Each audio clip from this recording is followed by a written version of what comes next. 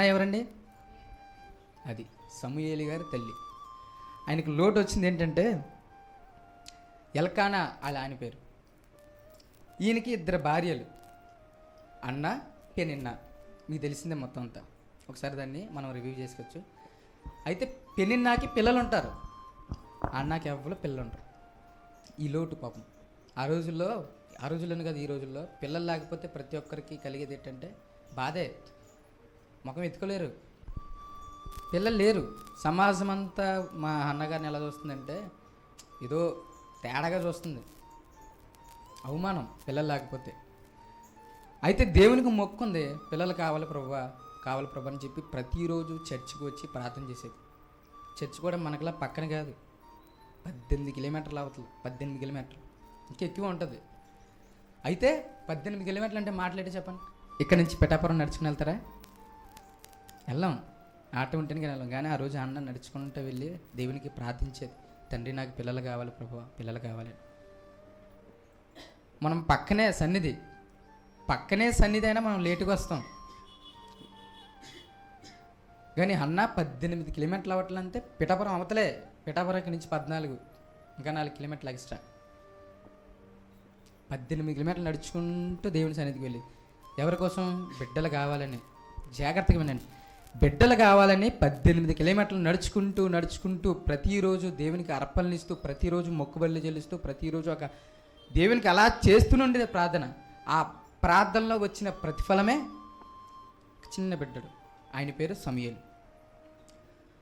ఆయన పేరు సమూయేలు అయితే ప్రార్థన చేస్తూ కృతజ్ఞతాస్తుతులు చెల్లించుకుంటూ చేసిన ప్రార్థన ఇది.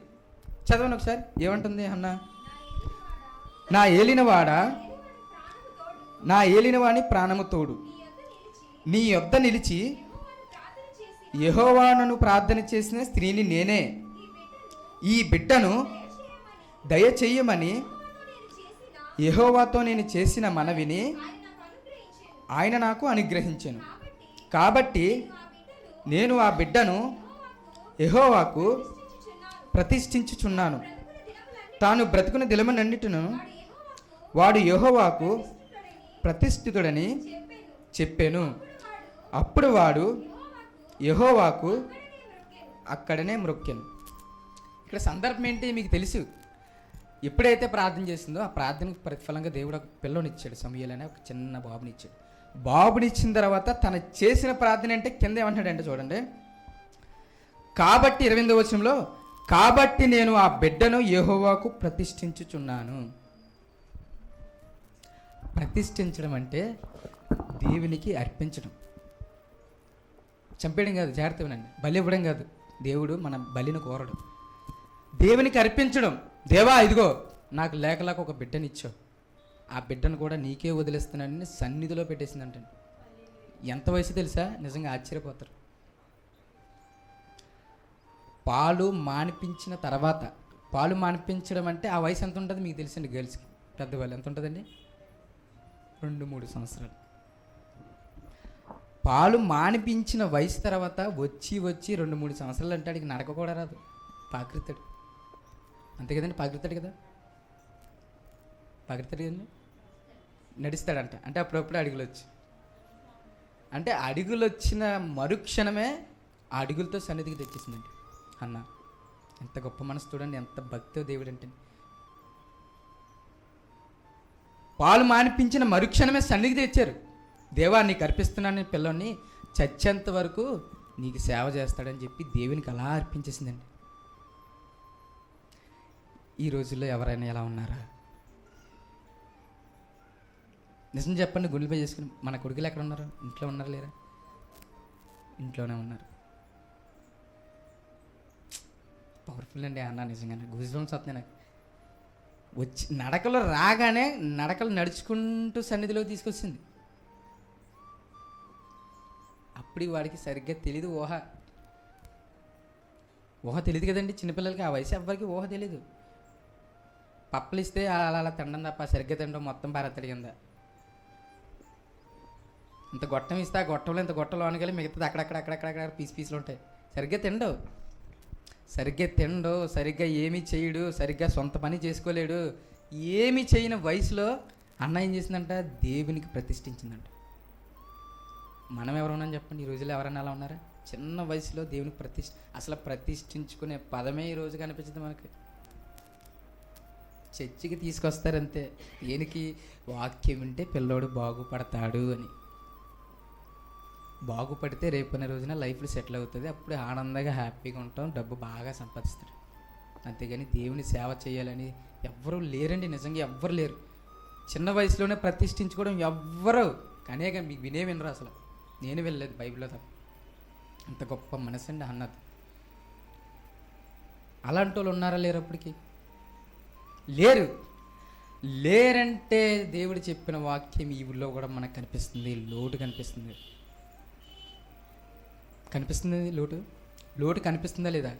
అన్నలాంటి భక్తులు ఈ రోజులో ఉన్నారా? లేరు, ఎవ్వరు లేరు, నిజంగా ఎవ్వరు లేరు. పిల్లవాడు మంచిగా ఎదుగుతాడండి. ఒకసారి చూడండి, అదే సమయాలు 2వ అధ్యాయం 18 నుంచి చదవండి ఒకసారి. బాలుడైన సమూయేలు నారతో నెయ్యబడిన ఎఫోదు ధరించుకొని యెహోవాకు పరిచర్య చేయుచుండెను. వాని తల్లి వానికి చిన్న అంగి ఒకటి కుట్టి ఏటేటా బలి అర్పించుటకు తన పెనిమిటితో కూడా వచ్చినప్పుడు దాన్ని తెచ్చుకొని వారికి ఇచ్చుచూ వచ్చాను. ఇక్కడ పైన చూడండి, 19వ అధ్యాయం స్టార్టింగ్లోనే మనకు బుర్ర వాడిపోద్ది. ఏంటంటే వాని తల్లి ఎవరు? అన్నా. సమూయేలు, వాణి అంటే సమూయేలు యొక్క తల్లి ఎవరు? అన్న. వానికి చిన్న అంగి ఒకటి కుట్టి అంట. అంగి అంటే ఏంటండి? పాస్ట్ గారి యొక్క డ్రెస్. తెలుసా మీకు? ఈ రోజులో మనం వైట్ షర్ట్ మామూలు ప్యాంట్, బ్లాక్ ప్యాంట్ వేసుకుంటున్నారు పాస్టర్ గారు.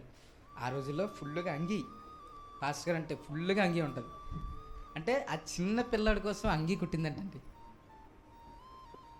చూడండి, ఈ రోజుల్లో ఎవరైనా చిన్నపిల్లలకి పాస్టర్ డ్రెస్ ఎక్కడన్నా తొలగడం చూసారా? మీరు ఎట్టి చూసుకున్నా నిజంగా అన్న యొక్క లోటు ఇప్పటికీ కనిపిస్తుంది, ఈజీగా కనిపిస్తుంది. అన్న యొక్క లోటు ఇప్పటికీ కనిపిస్తుంది. లేరండి ఎవరు. దేవుడు అదే అంటున్నాడు, మీరు లోకానికి ఉప్పు. అంటే మీరు జీవించే విధానం ఆ నెక్స్ట్ తరంలో లోటుగా ఉండాలంట. అలా జీవించమంటున్నాడు దేవుడు. నువ్వు బ్రతికేవా, కన్ఫామ్గా నువ్వు చనిపోయాక ఆ లోటు కనిపించాలి జనాలకే. నోవాహు కనిపించాడు, అబ్రహాము కనిపించాడు, మోసే గారు కనిపించారు, అన్న కూడా కనిపించిందని. ఒక అమ్మాయి అండి, అన్న పెద్ద వయసు, అన్న